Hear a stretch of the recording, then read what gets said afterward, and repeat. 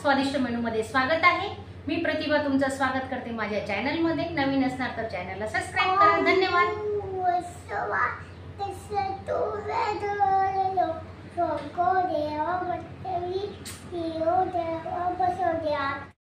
माझा हा छोटासा व्हिडिओ कसा वाटला लाईक करा।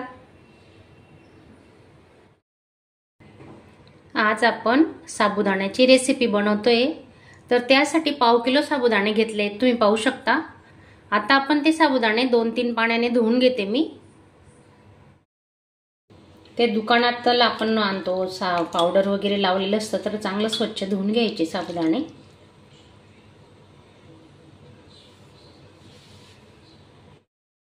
साबुदाणे चांगले 2-3 पाणी धुतल्यानंतर काय करायचं, हे बघा असं आपण कप असतो ना आपला चहाचा कप म्हणा, छोटी वाटी, हे पाणी याच्यात ओतून देऊ आपण आता।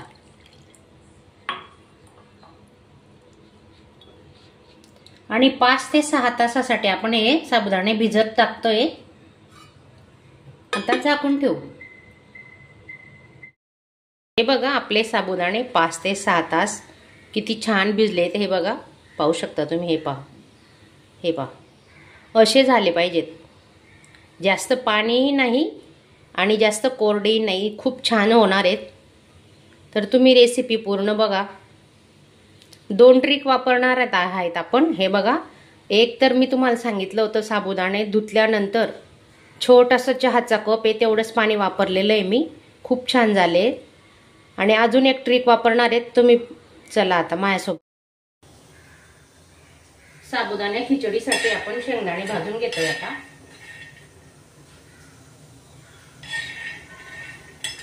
शेंगदाणे ना चांगले खरपूस होईपर्यंत भाजायचे।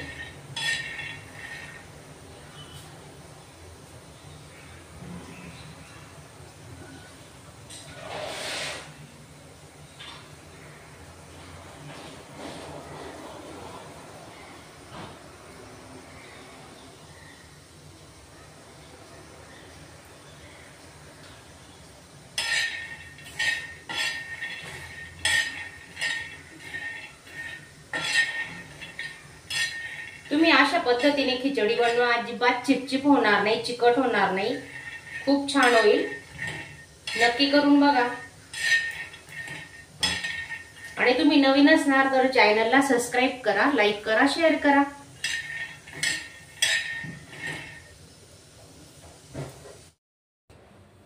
शेंगदाणे साली सकतच कूट करते मी, हे बघा साल नाही वापरत, सालीमध्ये खूप जीवनसत्व असतं। आणि आपण आता जाडसर फिरवणार आहे, जास्त बारीक नाही करायचं। साबुदाणे असे थोडे मोठ्या भांड्यात काढून घेतलेत बघा। आता आपण चवीनुसार मीठ टाकतोय।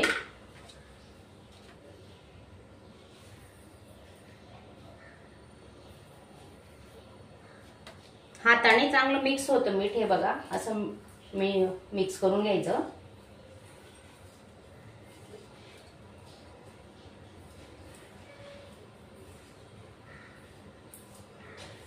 चांगलं खालीवर पर्यंत मिक्स झालं पाहिजे।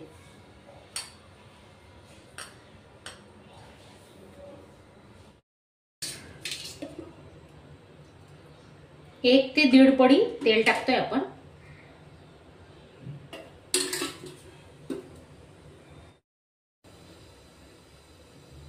शेंगदाणे तळतोय आपण, ही आपली दुसरी ट्रिक आहे। हे शेंगदाणे वापरून ना खूप छान लागतात साबुदाणे। तर आपण हे शेंगदाणे असेच ठेवणार आहेत, याचं कूट नाही करायचंय आपल्याला। आता तळून घ्यायचे ते।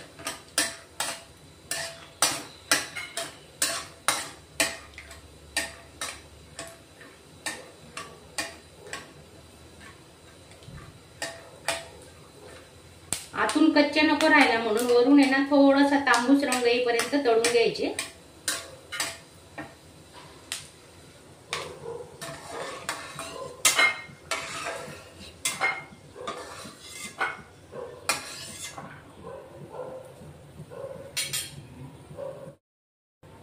अर्धा चमचा जिरे,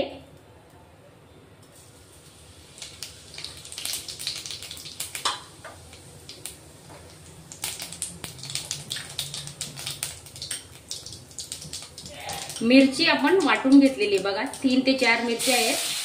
तुम्ही तुकडे करूनही टाकू शकता, पण अशी खिचडी खूप छान लागते.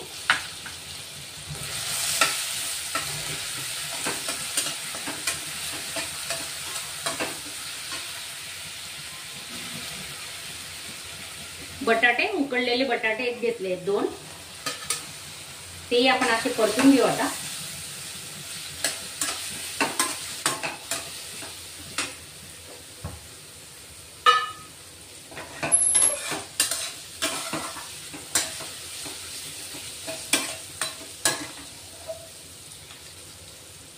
साबुदाणे टाकतोय, मीठ टाकलेले आपलं साबुदाण्यांमध्ये.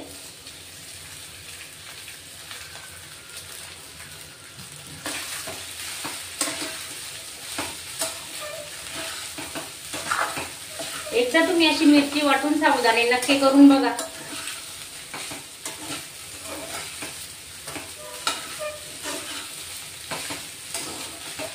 तीन 4 वर्षाचं मूल असलं ना तर थोडी कमी मिरची वापरायची. ते तुकडे कसे तोंडात जातात ना, ते तुकडे दिसत नाही कधी कधी लहान मुलांना, म्हणून मिरची अशी वाटून घ्यायची. थोडं कमी तिखट असले की लहान मुलंही खातात.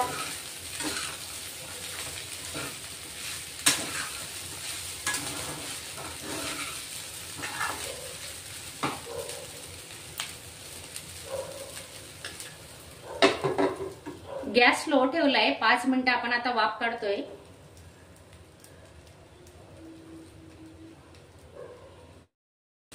साबुदाणे 2-2 मिनिटांनी आपण चेक करत राहायचं, कारण चिपकू शकतात खाली, म्हणून 2-2 मिनिटांनी वाफ काढून घ्यायची. गॅस स्लोच ठेवायचा आहे.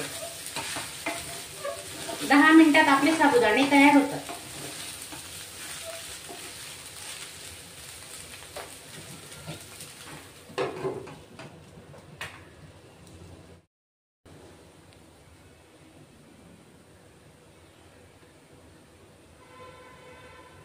हे शेंगदाण्याचं कूट केलेले जाडसर ते टाकतोय आपण आता.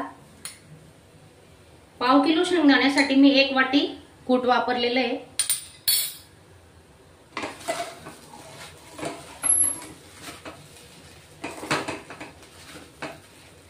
अजिबात तुमची खिचडी ना चिपचिप होणार नाही तुम्ही अशा पद्धतीने बनवली तर. हे तुम्ही पाहू शकता. हे बघा किती मोकळी झालेली आहे. एक दाना दाना मोकळा आहे पहा. अजून आपण 2 ते 3 मिनिटं झाकून ठेवणार आहेत, कारण ते आतून कच्चे लागायला नको ना, म्हणून 2 ते 3 मिनिटं अजून झाकून आपण वाफ काढणार आहेत. साबुदाणे जर कच्चे राहिले ना तर पोटात त्रास होतो. साबुदाणे चांगले शिजवायचे, घाई करायची नाही साबुदाणे शिजवताना.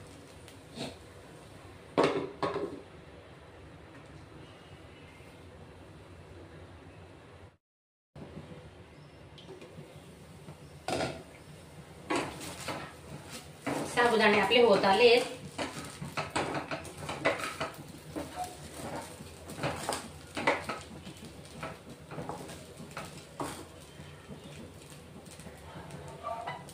आता थोडे साबुदाणे जर खाली चिपकले ना तर अशी वाफ येते, आपोआप वरती येतात आणि ती खरडे ना लागलेले तर खूपच छान लागतं, अगदी मामूली लालसर. तर अशा पद्धतीने तुम्ही नक्की करून बघा. गॅस बंद करते.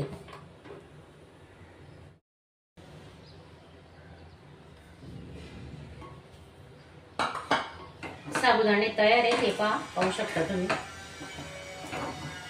थोडे असे खाली चिपकले ना काही हरकत नाही, झाकून ठेवायचं आणि ते अर्ध्या तासात ना 15-20 मिनिटं, अर्धा तास तरी जास्त होतो. तर अशी छान खरड येते ही लागलेली, अगदी नॉर्मल, खूप भारी लागते. तुम्ही नक्की ट्राय करा.